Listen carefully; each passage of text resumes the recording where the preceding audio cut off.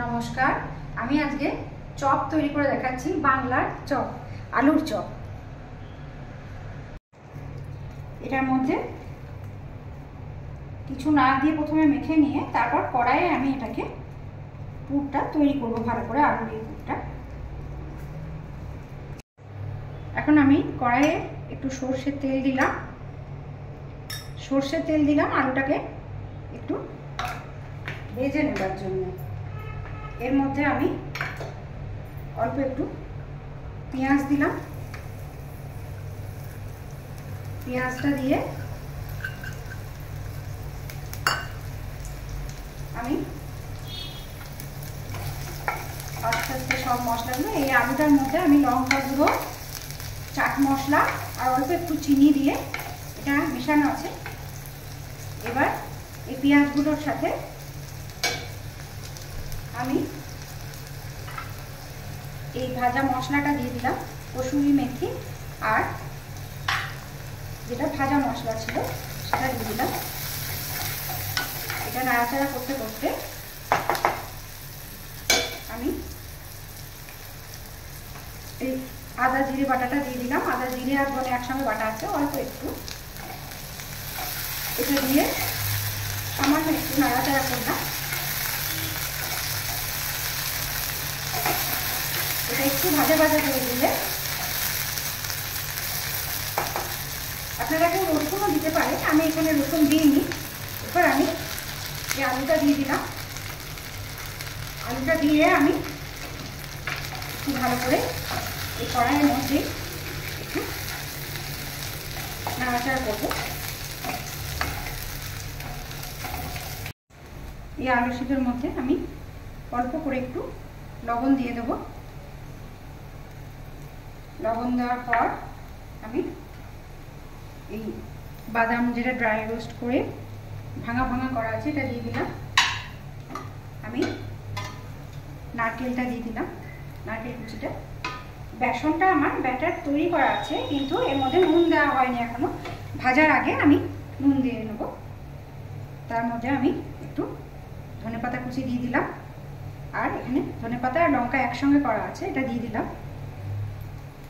এবার আমি এটা একটু নাড়াচাড়া করে নিয়ে এটা ঠান্ডা করে নিয়ে আমি ফিরে আসছি। আমি গোল গোল করে তৈরি করে নিয়েছি। এটা আলুটা মাখার সময় আমি লঙ্কা গুঁড়ো, একটু চাট মশলা আর আদা জিরে ধনে বাটা দিয়ে অল্প একটু দিয়ে এটা মেখেছিলাম। চাল গুঁড়ো দিয়ে আমার ব্যাটারটা তৈরি করা আছে। এখন আমি ভাজার আগে আমি লবণটা দিয়ে হাত পরিষ্কার করা আছে, হাতে করে আমি একটু মেখে দিলাম। এবার তেলটা গরম হলে আমি চপগুলো ভেজে নেব। আমি একটু এই গরম তেল একটু এখানে ওপর থেকে দিলাম। এবার আমি একে একে চপগুলো ভেজে নেব। একটা দিয়ে আমি রেখে দেখে নিয়েছি যে তেলটা গরম হয়েছে কিনা। এবার আমি চপ আলুগুলো দিয়ে এখানে একে একে আমি সব ভেজে নেব।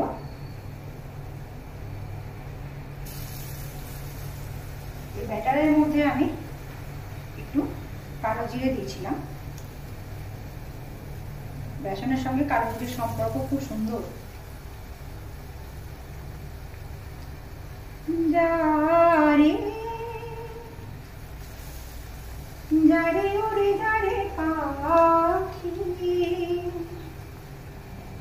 পুরানো প্রাণীর মেলা শেষ হয়ে এলো বেলা, আর কেন মিছে তোরে বেঁধে রাখি যারে।